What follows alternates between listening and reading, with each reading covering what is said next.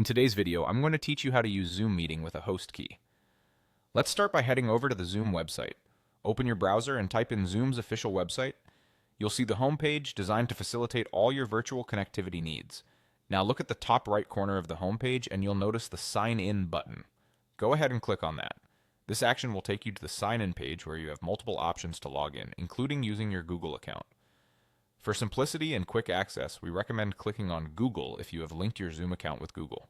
Once you click on Google, you will be directed to the Account Chooser screen. Here, just select the Google account that you wish to use for Zoom. If you haven't logged into your Google account on the browser yet, you'll have to enter your credentials and sign in. After selecting your account, you'll be immediately logged into Zoom. Upon successful sign-in, take a pause and locate the My Account section.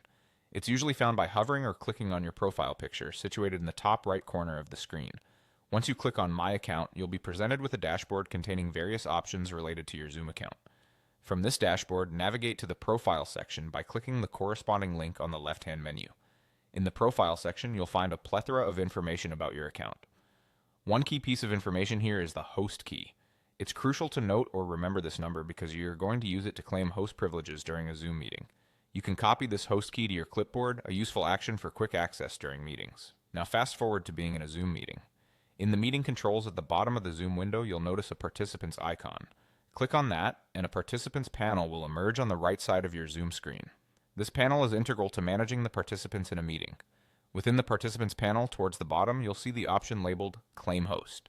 Click on Claim Host, and this is where you'll be prompted to enter that host key you copied earlier. After entering the host key, click on the Claim Host button once more. If your host key is correct, congratulations.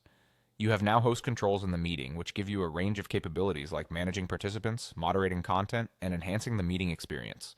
And there you have it, a step-by-step guide to using Zoom meetings with a host key. Revisit any of these steps if needed, and continue mastering your virtual meetings smoothly. Thanks for watching and happy Zooming!